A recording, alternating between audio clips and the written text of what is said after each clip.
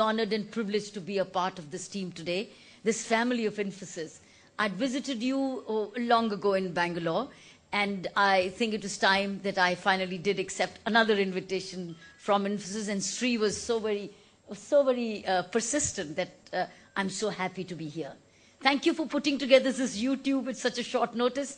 It was just a little afterthought right at the airport, telling Gayatri and Sri, saying, listen, I'm somewhere on the YouTube, you can use it for an introduction. Because I happened to see it just 3 days ago and I found that it worked. I'm happy to see the age group which is sitting here is younger than my daughter. So what do? Talk to you as I did tell my daughter, and she and I fought with each other on that. It's amazing the kind of brilliance sitting across. This did not happen during my time. I was probably the only one sitting amongst boys all the time during my time. Imagine, and it's all girls, and I can count the boys. It's just full. That shows how much India has moved on and progressed, and how integrated it is gradually becoming, particularly in information technology. Not in police yet. But certainly when it comes to use of right side or the left side of the brain, which really works. I think it's fully integrated brain, which is working in integrated information services. So what do I tell you? Where do I begin? That's true. What Kiran introduced me as is that I did believe when I was growing up that if I don't grow up, I'll be lathi charged by time. I didn't know I was going to wield the lathi later on in life. But I think I did absolutely value the march of time. I was one of the 4 girls in my family growing up in a city of Amritsar. And Amritsar was not like Bombay and Bombay. Bombay was the most progressive city at that time when I was growing up in the 60s when I was playing competitive tennis, and 70s when I joined the service. 60s, Bombay was where one could wear shorts and wear skirts and walk a lot of Parsis in Bombay, etc. And you could be not teased while walking the streets of Bombay. While I know when I used to wear shorts in Bombay, in Amritsar, I used to be teased. And I used to tease back. And because I refused to give in, and they would not give up. The boys wouldn't give up, and nor would I give up. So I had umpteen struggles when I grew up. It was not ordinary my friends, that when I was growing up, it was totally difficult, and I think it made me tougher. Now, that's first difference between your life and my life, is I grew up in adversity. You're not growing up in adversity. You're almost getting everything at your doorstep. I grew up in total adversity. I was the only girl doing the boys' things, which was playing tennis, which was the boys' thing. And sometimes I used to be the only girl traveling all alone at night, reaching all alone at night as a 14-year-old girl. Allahabad railway stations where there's not a soul around. I land up with a tennis kit and my slacks on, and not knowing whether I should take a rickshaw or spend the night at the railway station at that place. Then never had boys in the barracks. I used to be put all alone in one barrack with the boys saying, "Ladkiyon ke liye aur jagah nahi hai." So I was absolutely growing up in a situation where I had to be all by myself. But it never made me cry. It never made me give up. It never made me think that I'm less than anybody else. Believe me, in fact, it gave me more confidence that I'm the only one. I became the only one, thinking that I'm the special one. So I think that's the key, the way you grow up. I grew up in total adversity, where nobody was applauding what I was doing also, except my own family. What was my strength was my family, my parents, and my own sisters. We as sisters, as a family, were very strong, because it was a tennis-playing family. But around us, they were all wondering, what is she going up? What is she doing? Why is she doing? One day, to inhone shaadi kar leni hai, there's a dowry. There was a huge dowry system at that time. I was defying things at that time. That's the second point. Growing up in adversity. Secondly, defying the norms, because I had a goal. And the goal was what was said, what you just said, Suresh just said, outstanding. It didn't matter to me whether I was a girl or a boy. What mattered to me is, how do I grow up to be what I want to be? That's my second message. Remember, all hard work really builds you up. If I hadn't gone through that adversity and hard work and the struggle and the physical workout, if as a girl I had not grown up physically strong and bold, I would not have joined the police service. How many girls play sports? We all end up cramming subjects to make it to the engineering and the institutions. But do we ever spend time on the tennis court or any sports field? The schools had sports, but did we use them? I'm telling you, if we really want to build a whole generation of strong women, you cannot do without the sports field. And if you want brilliant men, you cannot do without the sports field. It's a sports which actually groomed me. And I went through the sweat and the dust and the grime of it. And leaving comforts behind. Now nothing else mattered to me but the sheer hard work. Somebody's asked me to define beauty. For me, beauty was all in deed, not the beauty in which how I looked. It was the what I do with what I have, rather than how I look with what I have. But it was what do I do. Times were when I couldn't even recognize my own face. It was so tanned. I loved the tan. Nothing came back from the mirror. I was tanned completely. And you know in the north how much complexion matters. And in the north, my part of the city, my part of the country, complexion mattered then. It matters still. It hasn't gone away. But it didn't matter to me at all. See how important priorities were. What I'm trying to say is, through my story, to tell you how priorities at your age matter. You are where you spent your time so far. You are what you thought so far. You are where you invested your time so far. I am where I invested my past life. That's where I am. You are today where you invested. You invested into IT learning. You are here. You started early, early, and you're financially independent so early because you did the right thing. You qualified. You got it on your merit, and you entered Infosys. Everybody doesn't enter here. Well, you did because you did brilliantly well. But is that the life as a whole? Is that the beginning and the end of life? To my mind, you only started your life. When I joined the service at the age of 21 at the Indian Police Service, I was a very strong all-rounder. I was already an Asian tennis champion. So it was so much of a sports background. I traveled the world over. I traveled the country over, playing competitive tennis, fighting my way, winning, losing, making friends, making enemies, challenging authorities. That's where I was at the age of 21. And I'd already done my master's in political science when I joined the Indian Police Service in '72. See, what did I come up with? So therefore, when I opened my account as a cop at the age of 22, I was physically and mentally extremely strong. That's the way I could take on the system. And what was the system? System was all old mindsets, conventional mindsets, mindsets which never believed that policing is non-hierarchical. It never believed that policing could be speaking to a common man with compassion and sympathy. It was never believed that one could sit with an open door and let people come turn by turn. It was never believed that policing is for all equally. The VIP and the common man is equal for it never. And that it was never believed that policemen could be 100% honest. And it was never believed that policemen would speak or share. That's how I was different. Welcome to Unified Conferencing. I grew up differently. So what is my point?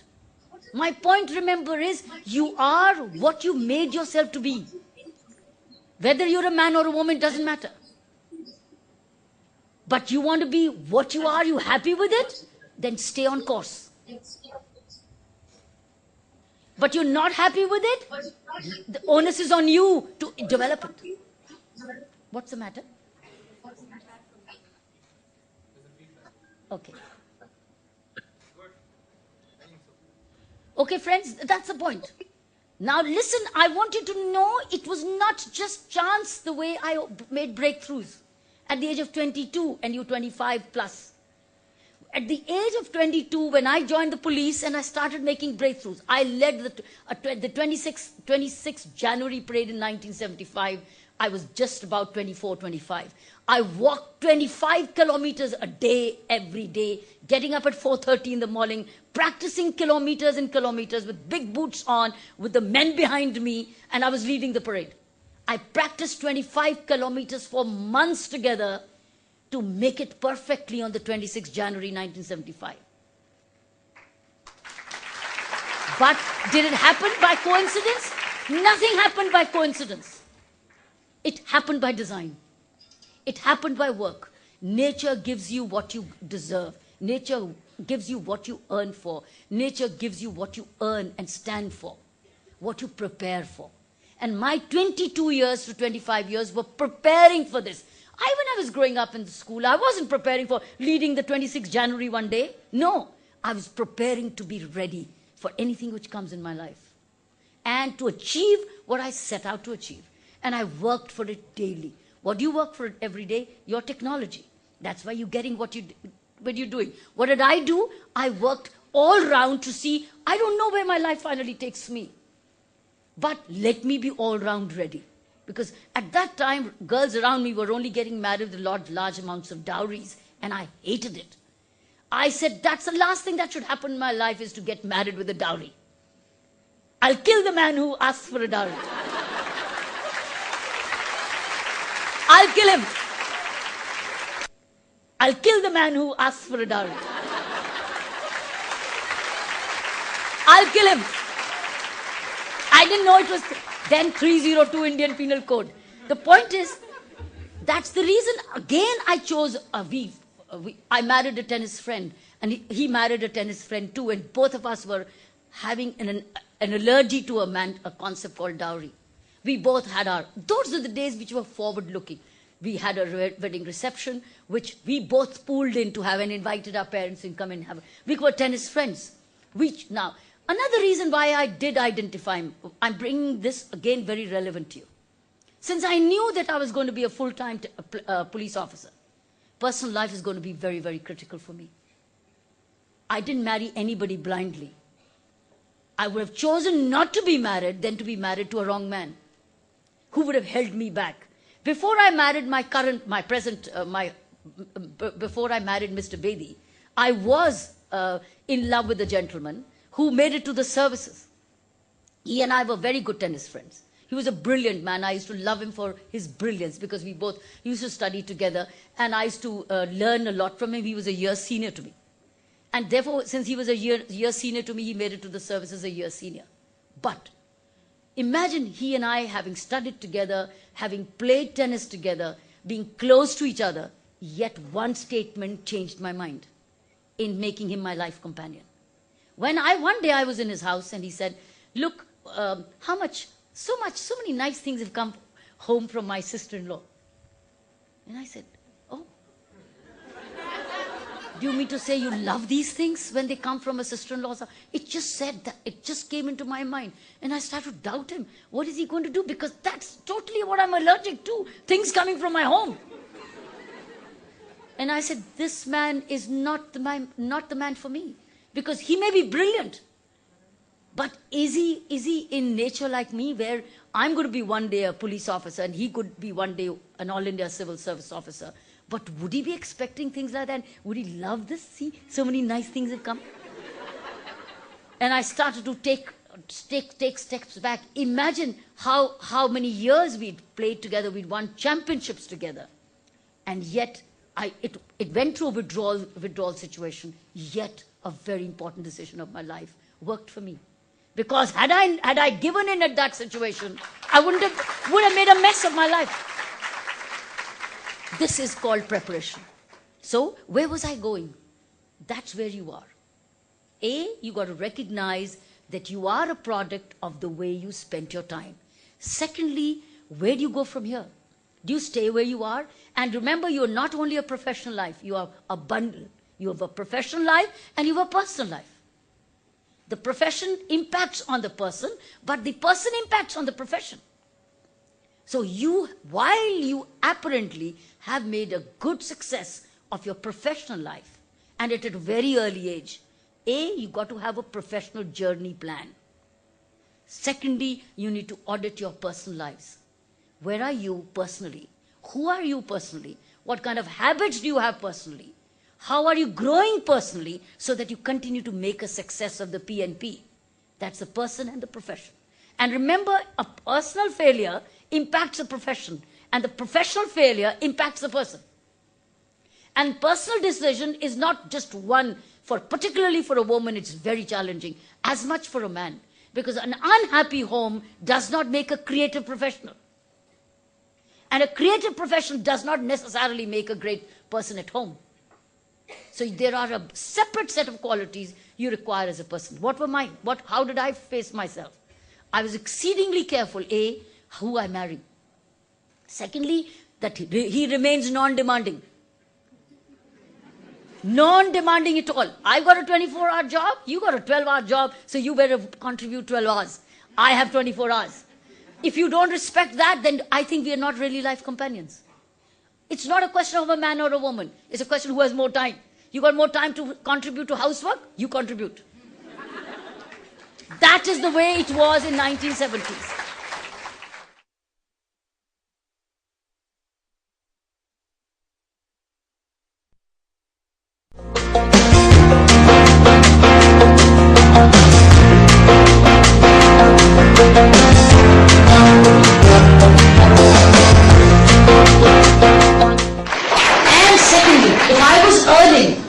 That's very valid for you. If I was earning, I did not do anything I could buy for.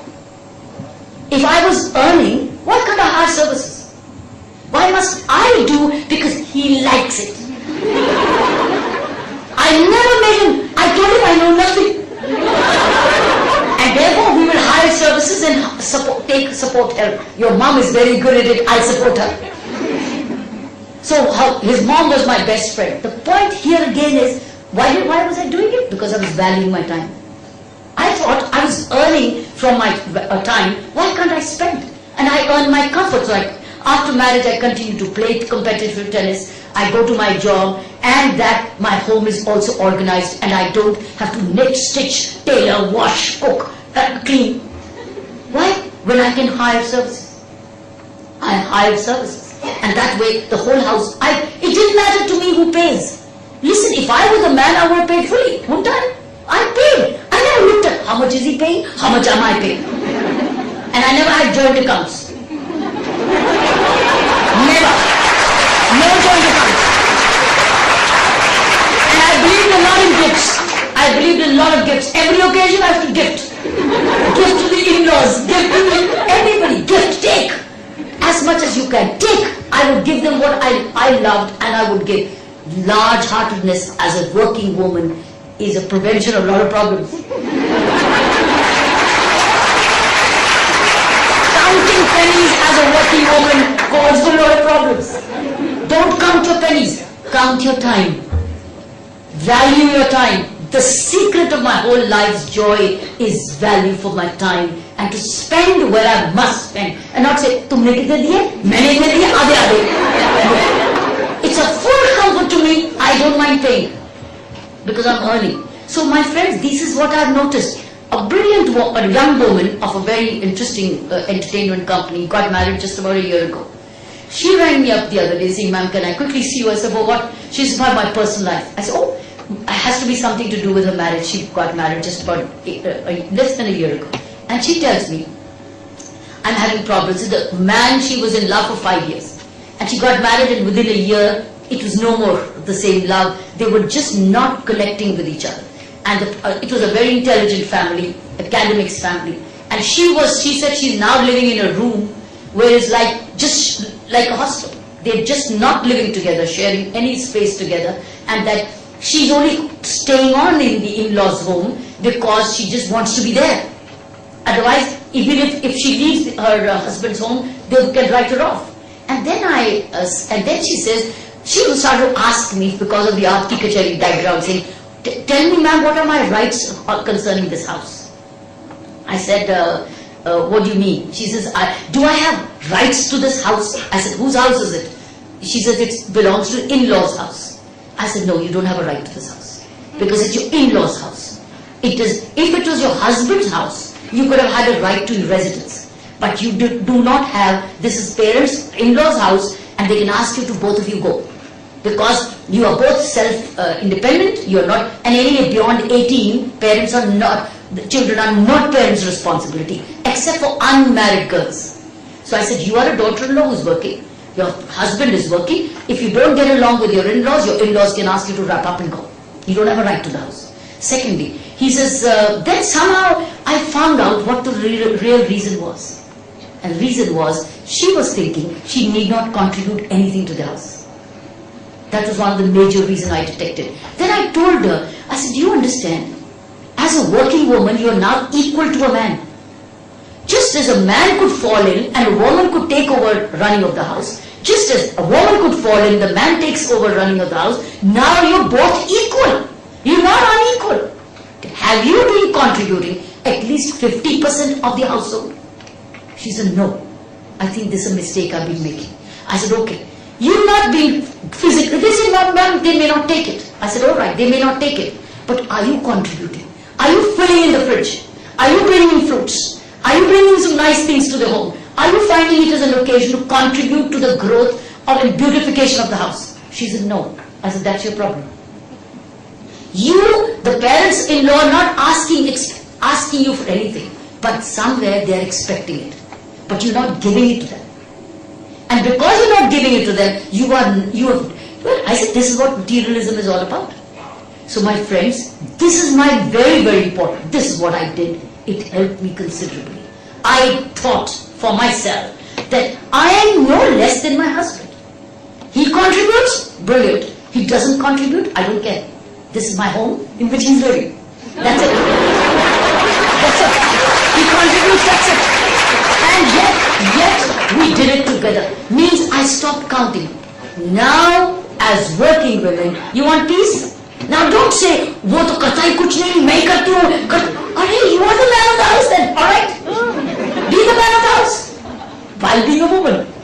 The point is, this is where you need to enjoy the money you earn. Spend it your way, run your own homes, get your own support. Why? So that you get time to yourself.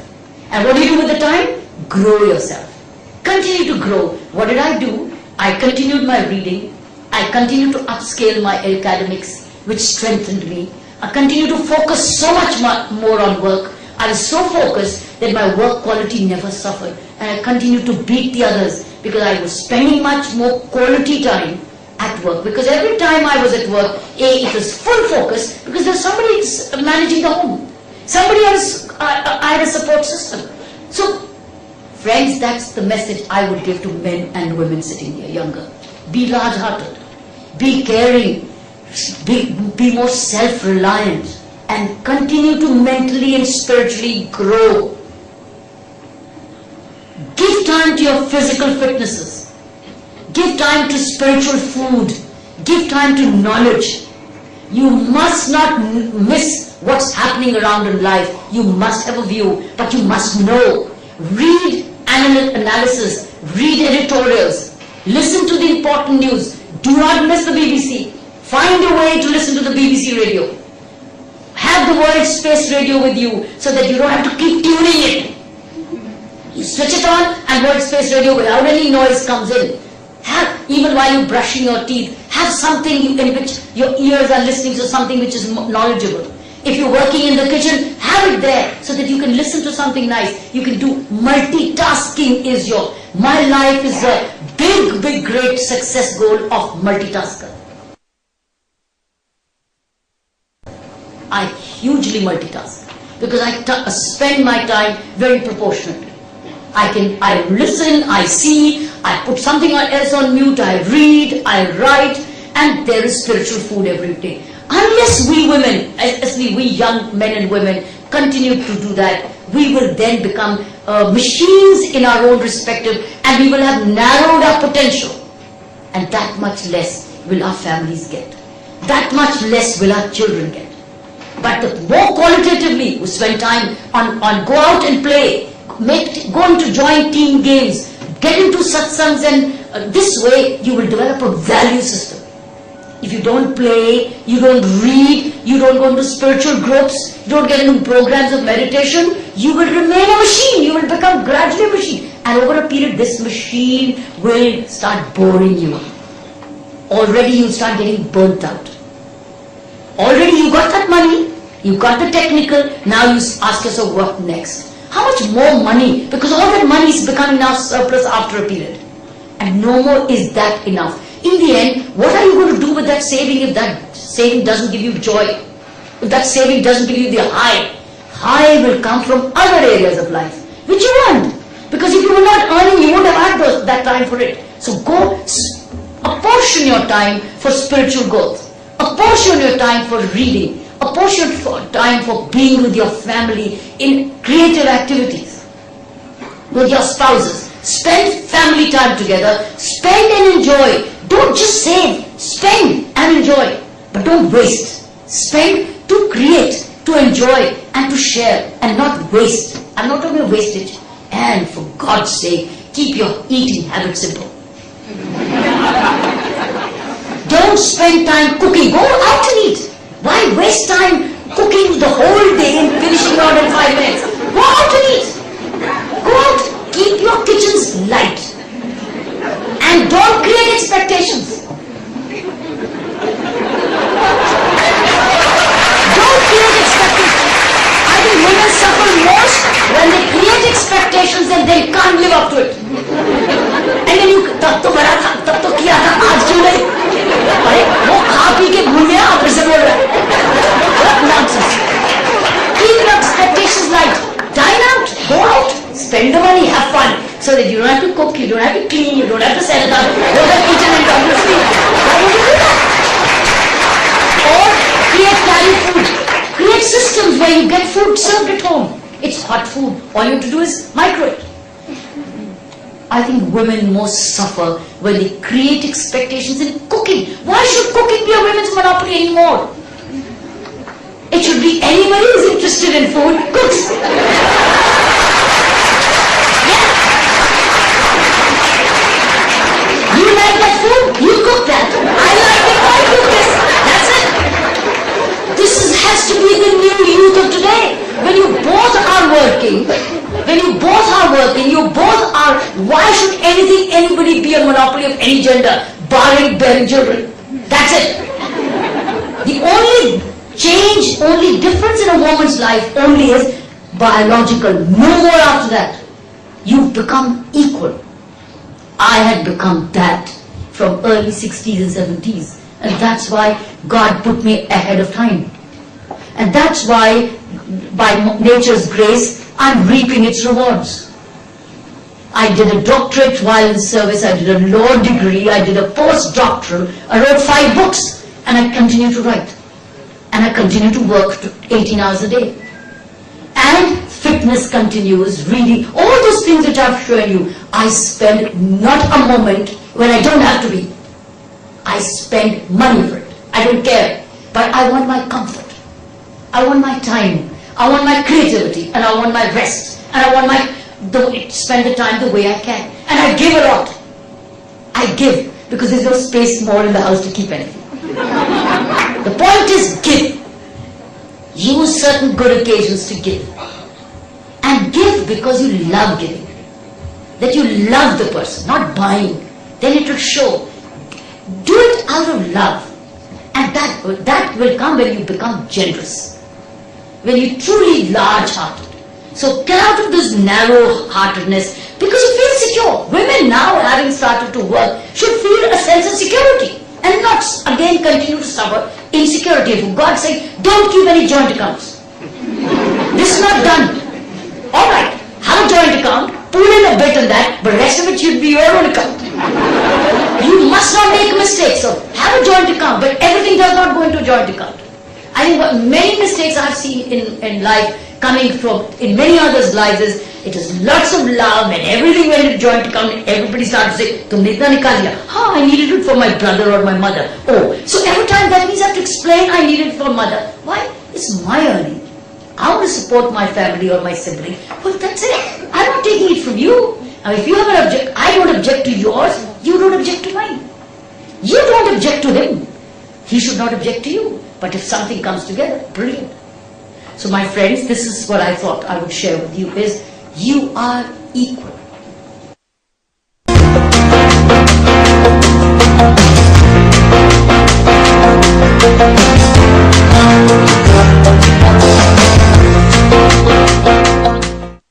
I grew up in an unequal environment to outstand, and that's why I stood out. Today, your equality will make you happy, may not outstand, because you're equal now. You will outstand by your own capability in grooming. Now it's not man-woman. It's your grooming which will make you stand out. Your preparation, your investment, your focus, your discipline, your dreams, your journeys, your time management. That is what will make you stand out. Be it a man or a woman, there is today no difference. Last but not the least, for a woman, and even for a man, is please do not become parents when you're not ready to be a parent. Please do not bring children, new lives into this world of great challenge when you do not have the joint orientation to take care. It's not just a woman's responsibility anymore. It is joint, because both are working. And it cannot be at the sacrifice and career only of the woman. So, if when a woman, you want to be a mother or a father, sit down first and say, let's work on how do we groom the child? Who will handle the house? Do we have the capacity? Do we have the support systems? Create support systems, plan support systems. Look at family support if it's coming. Nothing better than family. If you can have family support when you're moving towards being parents, you're fortunate. Value that. Value family support if it's available in the house. That means respect them. When you have family, extended family in the house, all they need is your respect and your contribution. If you give them respect and contribution, they are fine. But if you use them and treat them as help, then I'm sorry, you're in for trouble. So please be parents carefully. Build your support systems and then bear only those many children which you can. Don't look at a man, girl, ladka and ladki. Any child healthily developed is no less than anybody else. This is the kind of responsibility I believe youth must get. And this is the way I believe they lived. It helped me surmount challenges and challenges of my career. Professionally, you want to read those challenges, there are stories and stories. In the new book called I Dare, it's a biography updated. Why I could challenge anything in my career, be it institutions which had no resources, be it institutions which had only corruption, be it institutions which had only violence, be it institutions which had so much of interference politically, be it institutions where I had nobody with me. Left on myself, I was so focused and I was so secure with it. It's your internal security, it's your own physical fitness, it's your own professional acumen, and it's your own sense of confidence. And your goal, what's my purpose in life, is self-reliance. My purpose is self-reliance with a sense of giving. See, self-reliance not for a selfish living. It's self-reliance with a sense of sharing. That means I have to be rich to give, to be share riches, so I've got to stay rich. Rich for what? Not for more and more of acquisition and highly individualized living, but rich to share and give. That's how my 2 NGOs were born. And my NGOs are 21 years old and they continue to grow every day. Add a new program every day, fine-tune programs every day. This is how you can be, I suggest. If you want to stay humane and human and stay down to earth and remain grateful, associate yourself with some cause or the other. To be associated with some cause which is close to your heart, be it senior citizen, be it neighborhood, be it children, be it health care issue, anything. Associate yourself with the cause, even as a group, where you give your spare time to causes. Believe me, that is what kept my life so spiritual. The association of these, forming of these 2 NGOs, which just were born naturally through my career. It was not a design. It just happened as a crime prevention measure. And today Navjyoti and India Vision, between two, reach out to 12,000 beneficiaries every single day in education and other programs.